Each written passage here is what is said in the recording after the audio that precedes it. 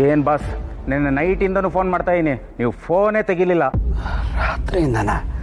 ಯಾಕೇನಾಯ್ತು? Boss, ನಿನ್ನೆ night ಒಂದು incident ನಡೀತು. ನಿಮ್ಮ ತಾಯಿಯವ್ರನ್ನ ಕರ್ಕೊಂಡು ಹೋಗೋದಕ್ಕೆ ಯಾರೋ ಇಬ್ಬರು ಬಂದಿದ್ರು.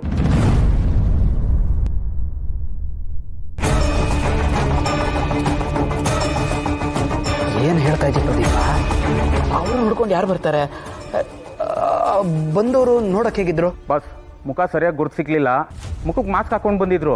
ಆದ್ರೆ ಬಂದವರಲ್ಲಿ ಒಂದು ಹುಡುಗ ಒಂದು ಹುಡುಗಿ ಅಂತ ಮಾತ್ರ ಗೊತ್ತಾಯ್ತು ಬಾಸ್. ಹುಡುಗಿ ಹುಡುಗನ ಡ್ರೆಸ್ ಹಾಕೊಂಡು ಬಂದಿದ್ಲು ಬಾಸ್. ಹುಡುಗನ ಡ್ರೆಸ್ ಹಾಕೊಂಡಿಲ್ಲ? ಗ್ಯಾರಂಟಿಯಾಗಿ ಹೇಗೆ ಹೇಳ್ತಿದ್ಯಾ? ಏನು ಬಾಸ್, ಹುಡುಗನ ದೇಹಕ್ಕೂ ಹುಡುಗಿ ದೇಹಕ್ಕೂ ವ್ಯತ್ಯಾಸ ಗೊತ್ತಾಗಲ್ವಾ? ಅದು ಅಲ್ಲದೆ ಅವಳು ಕಾಲ್ಗೆಜೆ ಬೇರೆ ಹಾಕಿದ್ಲು ಬಾಸ್. ಅಲ್ಲ, ಈ ಥರ ಗೆಟಪ್ ಎಲ್ಲ ಚೇಂಜ್ ಮಾಡ್ಕೊಂಡು ಬಂದಿದ್ದಾರೆ ಅಂದರೆ ಯಾರು ಇರ್ಬೋದು? ಫಸ್ಟ್ ಆಫ್ ಆಲ್ ಮದರ್ ಇಂಡಿಯಲ್ಲಿ ಇದ್ದಾರೆ ಅಂತ ಯಾರ ವಿಷಯ ಗೊತ್ತಾಗಕ್ಕೆ ಸಾಧ್ಯ? ಅಲ್ಲಿವರೆಗೂ ಹುಡ್ಕೊಂಡು ಯಾರು ಬರ್ತಾರೆ? ಹೇಗೆ ವಿಷಯ ಗೊತ್ತಾಯ್ತು ನಮಗೂ ಗೊತ್ತಿಲ್ಲ ಬಾಸ್. ಸರಿ, ನೀನು CCTV ಚೆಕ್ ಮಾಡಿದ್ಯಾ? ಚೆಕ್ ಮಾಡಿದ್ವಿ ಬಾಸ್, ಆದರೆ ಮುಖ ಮಾತ್ರ ಕಾಣಿಸ್ತಾ ಇಲ್ಲ, ಕಾಲು ಮಾತ್ರ ಕಾಣಿಸ್ತಾ ಇದೆ. ನಿಮಗೆ ಫೋಟೋ ಕಳಿಸ್ತೀನಿ, ಚೆಕ್ ಮಾಡಿ ಬಾಸ್. ಸರಿ, ಈಗ ಮದರ್ ಇಂಡಿಯಾ ಹೇಗಿದ್ದಾರೆ? ಅವ್ರಿಗೇನು ತೊಂದರೆ ಆಗಲಿಲ್ಲ ತಾನೆ? ಏನೂ ಆಗಿಲ್ಲ ಬಾಸ್, ಸ್ವಲ್ಪ ಏಮರಿದ್ರು. ಅವರು ಅಮ್ಮನ್ನ ಕರ್ಕೊಂಡು ಹೋಗ್ಬಿಡ್ತಿದ್ರು.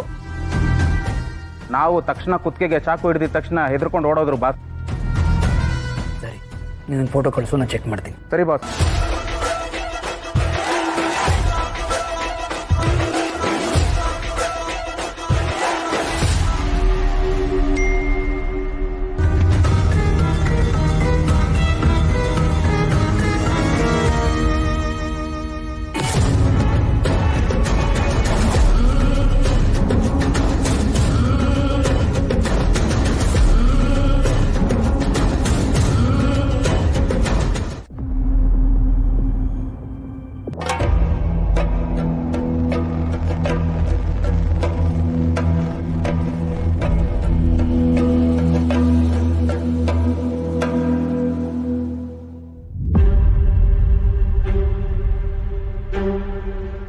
ಜಯಂತ, ಈ ಗೆಜ್ಜೆನ ಎಲ್ಲೋ ಮುಂಚೆ ನೋಡಿದ್ಯಾ ಕಣೋ ನೀನು?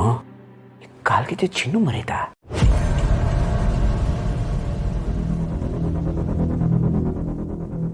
ಹಾಗಾದ್ರೆ ನಿನ್ನೆ ಅಲ್ಲಿಗೆ ಹೋಗಿ ಗಲಾಟೆ ಎಲ್ಲ ಮಾಡಿರೋದು ಜಾನ್ವಿ ಅವರ? ಇಲ್ಲ, ಅದಾಗಿರೋಕ್ಕೆ ಸಾಧ್ಯನೇ ಇಲ್ಲ. ಯಾಕೆಂದರೆ ನಿನ್ನೆ ರಾತ್ರಿ ಎಲ್ಲ ಅವ್ರು ನಿನ್ನ ಜೊತೆನೇ ಇದ್ದರು. ಆಮೇಲೆ ಮದರ್ ಇಂಡಿಯಾ ಕಳೆದು ಹೋಗಿದ್ದಾರೆ ಅಂತ ನೀನು ಹೇಳಿದಾಗ ಅವರು ನಿನ್ನನ್ನು ನಂಬಿದ್ದಾರೆ. ಹಾಗಾದರೆ ಇದು ಜಾನ್ವಿಯವರಾಗಿರೋಕ್ಕೆ ಸಾಧ್ಯ ಇಲ್ಲ. ಮತ್ತಿನ್ಯಾರು?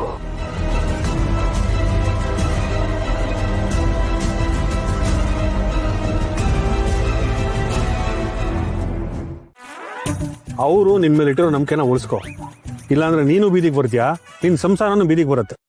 ಯಪ್ಪ ಬ್ರೋ, ನೀನು ಹೇಳ್ತಿರೋದು ಈ ಮಾತು, ನೀನು ಆಡ್ತಿರೋದು ಅಲ್ವೋ? ಯಾವಾಗಿಂದ ಇಷ್ಟೊಂದು ಒಳ್ಳೆನಾಗ್ಬಿಟ್ಟಿಯ ನೀನು? ಇಷ್ಟೊಂದು ದುಡ್ಡನ್ನ ಧಾರಾಳವಾಗಿ ಕೊಟ್ಟಿಯಲ್ಲ, ಅದಕ್ಕೆ ಕೇಳ್ತಾ ಇದ್ದೆ. ನಂಬಿಕೆನೇ ಬರ್ತಾ ಇಲ್ಲ ನನಗೆ.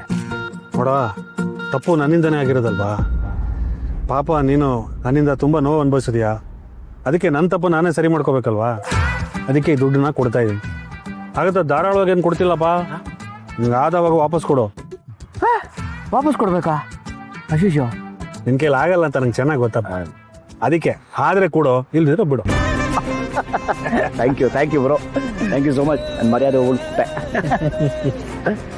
ನೀನನ್ನ ತಮ್ಮ ಅಲ್ವೇಣ? ಅಣ್ಣನಾಗಿ ತಮ್ಮನ ಗೌರವ ಕಾಪಾಡಬೇಕಾಗಿರೋದು ನನ್ನ ಕರ್ತವ್ಯ ಅಲ್ವಾ? ಇನ್ನು ಮೇಲೆ ಒಂದು ಕೆಲಸ ಮಾಡಬೇಕು ಅಂದ್ರೆ 100 ಸಲ ಯೋಚನೆ ಮಾಡೋಣ. ಹೌದು. ಇಲ್ಲಾಂದ್ರೆ ಇನ್ಯಾವತ್ತು ಹೋಗ್ತಿದ್ದ ಜೀವ ಇವತ್ತೇ ಹೋಗ್ಬಿಡುತ್ತಷ್ಟೇ. ಹಾಗೆಲ್ಲ ಹೇಳ್ಬೇಡ ಬ್ರೋ. ನಾನಿನ್ನೂ ಬದುಕಬೇಕು ಅಂತಿದ್ದೀನಿ, ಜೀವನದಲ್ಲಿ ಏನೇನೋ ಸಾಧಿಸ್ಬೇಕು ಅಂತಿದ್ದೀನಿ. ಸ್ಟಾರ್ಟಪ್, ಬಿಸ್ನೆಸ್ಸು, ಏನು ಬೇಕಾದ್ರೂ ಮಾಡ್ಕೊಳಪ್ಪ. ನೆಟ್ಟಿಗೆ ಒಂದು ಕೆಲಸ ಹುಡ್ಕೊ, ನಿನ್ನ ಹೆಂಡತಿ ನಂಬಿಕೆನ ಉಳಿಸ್ಕೊ. ಮನೆಯಲ್ಲಿ ಹೆಂಡತಿಯರ ಖುಷಿಯಾಗಿರ್ಬೇಕು ಕಣ, ಆಗ ಗಂಡಸರು ದಿಲ್ದಾರಾಗಿರ್ತೀವಿ. ಏನಂತೀಯ? ನೀನು ಇಷ್ಟೊಂದು ವೇದಾಂತಿ ಆಗೋದು ಚೆನ್ನಾಗಿರ್ಲ ಕಣ. ಆದ್ರೂ ಇವತ್ತು ನನ್ನ ಪಾಲಿಗೆ ನೀನೇ ದೇವರಪ್ಪ. ಹಾಗಾಗಿ ನಿನ್ನ ಮಾತನ್ನ ಚಾಚು ತಪ್ಪದೆ ಪಾಲಿಸ್ತೀನಿ, ಓಕೆನಾ? ಇದೇ ಖುಷಿಗೆ 1 ತಿಂಗಳು ಕಾಫಿ, ಟೀ, ಸಿಗರೇಟು ನನ್ನ ಬಿಲ್ಲು, ಎಣ್ಣೆ ನಿಮ್ದು, ಊಟ ನಮ್ದು. ಓಕೆನಾ? ಆಯ್ತು ಬಿಡ. Thank you. ತೊಳೆಯುತ್ತೆ. ಒಡವೆ ಎಲ್ಲ ಸರಿಗಿದೆಯಾ ಅಂತ ಚೆಕ್ ಮಾಡ್ಕೊಂತೀನಿ. ಅಯ್ಯೋ, ಅದೆಲ್ಲ ಏನು ಬೇಡ ಬಿಡಿ ಹೇಳಿ. ಅಂದರೆ ನಿಮ್ಮ ಮೇಲೆ ನನಗೆ ನಂಬಿಕೆ ಇದೆ. ನಿಮ್ಮ ಬಾಯಲ್ಲಿ ಈ ಥರ ಮಾತು ಕೇಳಿ ತುಂಬ ಸಂತೋಷ ಆಗ್ತಿದೆ. ಎಲ್ಲರೂ ನನ್ನನ್ನು ಬೇರೆ ಥರ ನೋಡ್ತಾರೆ. ಹೆಣ್ಣು ಕೊಟ್ಟವರು ಕಣ್ಣು ಕೊಟ್ಟ ದೇವರು ಅಂತಾರೆ. ನನ್ನ ಪಾಲಿಗೆ ನೀವೇ ದೇವರು ಅಂತ. ಇರ್ಲಿ ಬಿಡಪ್ಪ, ಅಳಿಯ ಅಂದರೆ ಮನೆಗೆ ಮಗ ಇದ್ದ ಹಾಗೆ ಅಂತಾರೆ. ಆ ನಂಬಿಕೆನ ನೀವು ಉಳಿಸ್ಕೊಂಡಿದ್ದೀರಾ ಬಿಡಿ. Thank you. ಆಮೇಲೆ ಒಡವೆ ಕೊಟ್ಟಿರೋ ವಿಚಾರ ಮಾವಂಗಾಗಲಿ ಸಿಂಚನಂಗಾಗಲಿ ಹೇಳಿಲ್ಲ ತಾನೆ? ಹೇಳಿದ್ದಿದ್ರೆ ಈ ಮನೆ ಇಷ್ಟು ಪ್ರಶಾಂತವಾಗಿರ್ತಿತ್ತ ಹೇಳಿ? ಎಲ್ರ ಮೈ ಮೇಲೂ ಶಾಕಿನಿ ಡಾಕಿನಿ ಬಂದು ನಿಮ್ಮ ಜೊತೆ ನನಗೂ ದೈವ ಬಿಡಿಸಿರೋರು. ಅದು ಸರಿ. ಅದು ಸರಿ, ಇಷ್ಟು ಬೇಗ ಇದನ್ನ ತಂದ್ಬಿಟ್ರಲ್ಲ, ಇದನ್ನ ಉಪಯೋಗಿಸ್ಕೊಳ್ಳಿಲ್ವಾ? ಅದು ಒಡವೆನ ಗಿರ್ವಿ ಇಟ್ಟು ದುಡ್ಡು ತೊಗೊಂಡು ನನ್ನ ಸ್ಟಾರ್ಟಪ್ ಬಿಸ್ನೆಸ್ಗೆ ಇನ್ವೆಸ್ಟ್ ಮಾಡೋಣ ಅಂತಿದ್ದೆ. ಆದರೆ ಟೈಮ್ ಸರಿ ಇಲ್ಲ. 100 ಜನ ಕೆಲಸ ಮಾಡೋದನ್ನು ಈಗ ಆರ್ಟಿಫಿಷಿಯಲ್ ಇಂಟೆಲಿಜೆನ್ಸು 2 ನಿಮಿಷದಲ್ಲಿ ಮಾಡ್ತಿದೆ. ಸ್ವಲ್ಪ ವೆಯ್ಟ್ ಮಾಡೋಣ, ಆಮೇಲೆ ನೋಡೋಣ ಅಂತ ನನ್ನ ಫ್ರೆಂಡ್ಸ್ ಹೇಳಿದ್ರು. ಅದಕ್ಕೆ ದುಡ್ಡು ಕೊಟ್ಟು ಇದನ್ನು ಬಿಡಿಸ್ಕೊಂಬಂದ್ಬಿಟ್ಟೆ. ಅದೇ ನನಗೆ ಮತ್ತೆ ಅವಶ್ಯಕತೆ ಇದ್ದಾಗ ಇದನ್ನು ಕೊಡ್ತೀರಲ್ವಾ? ಖಂಡಿತ ಕೊಡ್ತೀನಿ ಹೇಳಿ ಅಂದರೆ. ಆದರೆ ನಾನು ಸಹಾಯ ಕೇಳಿದಾಗ ನೀವು ನನಗೆ ಮಾಡಬೇಕು. ಅಯ್ಯಯ್ಯೋ, ಪರೋಪಕಾರಾರ್ಥಂ ಇದಂ ಶರೀರಂ. ನಿಮ್ಗೆ ಯಾವಾಗ ಬೇಕೋ ಹೇಳಿ, ಸಹಾಯ ಮಾಡೋಕ್ಕೆ ನಾನು ರೆಡಿ.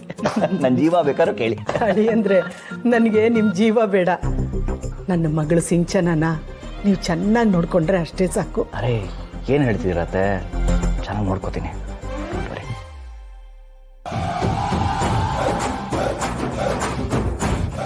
ಅಬ್ಬಬ್ಬಾ, ಅಂತೂ ಇಂತೂ ಅಣ್ಣನ ಸಹಾಯದಿಂದ ನಮ್ಮತ್ತೆ ನಂಬಿಕೆನ ಚೆನ್ನಾಗಿ ಗಳಿಸ್ಕೊಂಡಿದ್ದೀನಿ. ಇದನ್ನು ಹೀಗೆ ಮೇಂಟೈನ್ ಮಾಡಬೇಕು.